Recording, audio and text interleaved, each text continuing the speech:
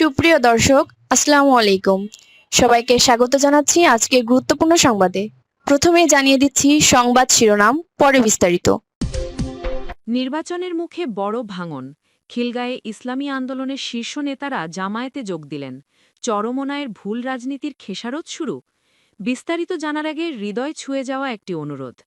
যদি হাদি নামটি আপনার বিবেককে নাড়া দেয়, যদি প্রকাশ্য দিবালোকে গুলিবিদ্ধ হওয়ার সেই মুহূর্ত আপনাকে প্রশ্ন করতে বাধ্য করে, যদি আপনি চান এই সত্যটা চাপা না পড়ুক, যদি চান আমরা ভয় ছাড়াই এসব খবর আপনাদের কাছে পৌঁছে দিতে পারি, তাহলে এখনই চ্যানেলটি সাবস্ক্রাইব করুন। সাবস্ক্রাইব মানে শুধু একটি বাটন চাপা নয়, এটি অন্যায়ের বিরুদ্ধে সত্যের পাশে দাঁড়ানোর অঙ্গীকার। চলুন নীরব না থেকে বিস্তারিত জেনে নিই। রাজনীতিতে শেষ বলে কিছু নেই, কিন্তু কিছু ঘটনা ভবিষ্যতের স্পষ্ট ইঙ্গিত দেয়। আর ঠিক তেমনই এক ইঙ্গিতবাহী ঘটনা ঘটেছে আজ ১৭ জানুয়ারি শনিবার রাজধানীর খিলগাঁওয়ে। যে ঘটনা চরমোনায় পীরের দল ইসলামী আন্দোলন বাংলাদেশের জন্য শুধু অস্বস্তিকর নয়, বরং একেবারে লাল সংকেত। আজ খিলগাঁও এলাকায় দলীয় সিদ্ধান্তের বাইরে গিয়ে ইসলামী আন্দোলন বাংলাদেশের ঢাকা মহানগরী দক্ষিণের ৭৫ নম্বর ওয়ার্ড সভাপতি গাজী নাসির উদ্দিন, প্রভাবশালী ব্যবসায়ী কাজী আক্তার হোসেন সহ মোট ১০ জন নেতাকর্মী দলবল নিয়ে বাংলাদেশ জামায়াতে ইসলামীতে যোগদান করেছেন। অনুষ্ঠানের প্রধান অতিথি ছিলেন জামায়াতের ঢাকা ৯ আসনের প্রার্থী কবির আহমেদ। এই যোগদান কি শুধুই একটি সাধারণ দলবদল, নাকি এটি চরমোনায়ের ভুল রাজনৈতিক ক্যালকুলেশনের বিরুদ্ধে তৃণমূলের নীরব বিদ্রোহ? নির্বাচনের ঠিক আগ মুহূর্তে কেন এই ভাঙন? কেন চরমোনায়ের কর্মীরা একে একে জামায়াতের পতাকাতলে আশ্রয় নিচ্ছেন? আজকের এই বিশ্লেষণের প্রথম পর্বে আমরা দেখব মাঠের রূঢ় বাস্তবতা, যা অনেকদিন ধরেই চরমোনায় অস্বীকার করে এসেছে। চরমোনায়ের ভুল অঙ্ক। নেতা ভেবেছিল, বাস্তবে হল লোনার। চরমোনায় যখন জোট ছাড়ার সিদ্ধান্ত নেয়, তখন তাদের আত্মবিশ্বাস ছিল আকাশচুম্বী। তারা ভেবেছিল, আমরা বের হয়ে গেলে অন্য ইসলামী দলগুলো আমাদের সাথে চলে আসবে। তাদের ধারণা ছিল জামায়াত একা হয়ে পড়বে, কোণঠাসা হবে, রাজনৈতিকভাবে দুর্বল হবে। কিন্তু বাস্তবতা বলছে ঠিক উল্টো কথা।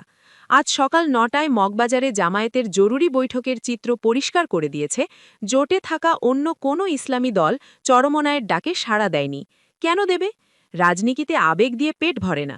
নির্বাচনে টিকে থাকতে লাগে টাকা, লজিস্টিক, কর্মী, কেন্দ্র পাহারা দেওয়ার সক্ষমতা, মাঠ দখলের শক্তি। চরমোনায়ের সাথে গেলে ছোট দলগুলো কি পাবে? না আছে ফাইন্যান্স, না আছে ম্যানপাওয়ার, না আছে সংগঠিত নির্বাচন ব্যবস্থাপনা। উল্টো জামায়াতের সাথে থাকলে ফাইন্যান্সিয়াল সাপোর্ট, লজিস্টিক সাপোর্ট, প্রশিক্ষিত কর্মী, ভোটার মোবিলাইজেশন সবই নিশ্চিত। এই কারণেই চরমোনায়ের সেই ক্যালকুলেশন গোড়াতেই গলদ ছিল। তারা ভেবেছিল তারা লিডার, কিন্তু বাস্তবে হয়ে গেল লোনার, একাই। ডাকসু নির্বাচন বাস্তবতার প্রথম থাপ্পড়।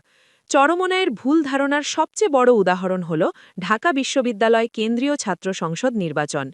চরমোনায়ের মুরিদ ও ছাত্রনেতা জামির উদ্দিন খালিদ তখন ভেবেছিলেন তিনি ইতিহাস গড়বেন, কিন্তু ফলাফলে দেখা গেল তিনি পেয়েছেন মাত্র ৫০০-এর মতো ভোট।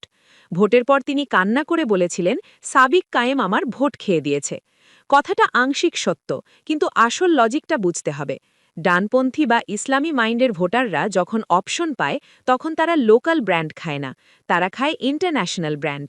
ছাত্র রাজনীতিতে সেই ব্র্যান্ডের নাম শিবির। যখন শিবির প্যানেল দেয়, তখন ডানপন্থী ভোট স্বয়ংক্রিয়ভাবে ৩ থেকে ৫,০০০ ভোট তাদের বাক্সে চলে যায়। জাতীয় নির্বাচনেও ঠিক একই ঘটনা ঘটবে। যখন ৫টি ইসলামী দল ও জামায়াত একসাথে দাড়িকাল্লা নিয়ে মাঠে নামবে, তখন চরমোনায়ের হাতপাখা সেই ব্র্যান্ড ভ্যালুর সামনে টিকতে পারবে না। ভোটাররা অরিজিনালটাই বেছে নেয়, খাঁটিটাকেই গ্রহণ করে।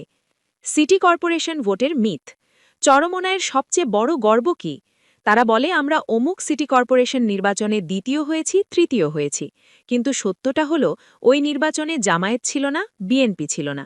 আওয়ামী লীগের ওপর বিরক্ত হয়ে ভাসমান ভোটাররা তখন হাত পাখায় ভোট দিয়েছিল। ওটা চরমোনায়ের নিজস্ব ভোট ছিল না, ওটা ছিল অ্যান্টি আওয়ামী লীগ ভোট। এবার পরিস্থিতি ভিন্ন। এবার জামায়াত আছে, বিএনপি আছে। ভাসমান ভোট ভাগ হয়ে যাবে। চরমোনায়ের নিজস্ব ভোট ব্যাংক বড়জোর ৩-৪%। কিছু আসনে তারা ১০-১৫ হাজার ভোট পেতে পারে। হয়তো কাউকে হারাবে, কাউকে জেতাবে, কিন্তু নিজেরা জেতার মতো সক্ষমতা তাদের নেই। আজ খিলগাঁওয়ে যে ১০ জন নেতা জামায়াতে যোগ দিলেন, তারা এই বাস্তবতাটা আগেই বুঝে ফেলেছেন। তারা বুঝেছেন, হাত পাখা দিয়ে বাতাস খাওয়া যায়, সংসার চালানো যায় না। লিডারশিপ জেলাসি ও মামুনুল হক ফ্যাক্টর। চরমোনাইয়ের জোট ছাড়ার পেছনে আরেকটি বড় কারণ হল লিডারশিপ জেলাসি। যখন শাইখুল হাদিস আল্লামা মামুনুল হক জোটে আছেন, তখন চরমোনাই সেখানে কমফর্ট ফিল করে না। কারণটা খুবই স্ট্র্যাটেজিক। জামায়াতের ভোট ব্যাংক আলাদা, কৌমি ভোট ব্যাংক আলাদা। তাই জামায়াত মামুনুল হকের প্রতিপক্ষ নয়। কিন্তু চরমোনাই ও খেলাফত মজলিস দুটোই কৌমি ভোটের দাবিদার। টার্গেট অডিয়েন্স একটাই। মামুনুল হক যদি চরমোনাইয়ের নেতৃত্বে জোটে যেতেন, তাহলে তাকে কার্যত চরমোনাইয়ের আধিপত্য মেনে নিতে হতো। তিনি সেই ভুল করেননি। তিনি জামায়াতের সাথে থেকেই নিজের স্বাতন্ত্র্য অবস্থান বজায় রেখেছেন। বিদেশি ইশারা ও বিপজ্জনক প্রশ্ন। সবচেয়ে উদ্বেগের বিষয় হল, অনেক বিশ্লেষক বলছেন চরমোনাইয়ের এই সিদ্ধান্তের পেছনে বিদেশি রাষ্ট্রের ইশারা থাকতে পারে।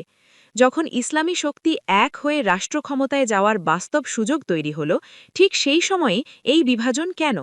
যেখানে জামায়াত ছাড় দিচ্ছেন, মামুনুল হক ছাড় দিচ্ছেন, সেখানে চরমোনাই কেন অনির? তারা কি চায় না ইসলামী শক্তি ক্ষমতায় আসুক, নাকি তারা চায় ইসলামী ভোট ভাগ হয়ে অন্য শক্তি লাভবান হোক? খিলগাঁওয়ের নেতারা আজ জামায়াতে যোগ দিয়ে প্রমাণ করেছেন, তৃণমূল কর্মীরা এই ফরেন এজেন্ডা মানছেন না। তারা ঐক্যের পথেই হাঁটছেন। মিশরের নূর পার্টি, ইতিহাসের ভয়াবহ সতর্কতা। ইতিহাস কথা বলে। আজ বাংলাদেশে যা ঘটছে তার প্রতিচ্ছবি আমরা দেখেছি মিশরে। মুসলিম ব্রাদারহুডের ড মুরসি যখন প্রেসিডেন্ট হলেন, তার জোটে ছিল সালাফিপন্থী নূর পার্টি। এই নূর পার্টি হল মিশরের চরমোনাই। ক্ষমতায় যাওয়ার ৩ মাসের মাথায় তারা সেনাবাহিনীর সাথে ষড়যন্ত্র শুরু করল। ফলাফল, ১ বছরের মাথায় মুরসি ক্ষমতাচ্যুত আর নূর পার্টি স্বৈরাচার সিসির পাশে। বাংলাদেশেও অনেকের আশঙ্কা ছিল, চরমোনাই কি সেই নূর পার্টির ভূমিকায় যাবে? আল্লাহ যা করেন মঙ্গলের জন্যই। নির্বাচনের আগেই তাদের বেরিয়ে যাওয়াটা হয়তো শাপে বর হয়েছে। ইসলামী রাষ্ট্র প্রতিষ্ঠা শুধু লোকজমায়েত আর গরম বক্তৃতার বিষয় নয়। দরকার বিচক্ষণতা, প্রজ্ঞা আর অসীম ধৈর্য। চরমোনাই বা যারা আবেগের বশবর্তী হয়ে জোট ভেঙেছেন, তারা হয়তো সাময়িক হাততালি পাবেন, কিন্তু ইতিহাস তাদের ক্ষমা করবে না। খিলগাঁওয়ের নেতারা পথ দেখিয়েছেন, ট্রেন ছেড়ে দিয়েছে। এখন উঠবেন নাকি ইতিহাসের প্ল্যাটফর্মে পড়ে থাকবেন, সিদ্ধান্ত আপনার। ভিডিওটি কেমন লাগলো জানাতে ভুলবেন না। নতুন হলে অবশ্যই সাবস্ক্রাইব করুন এবং বেল আইকন বাজিয়ে রাখুন।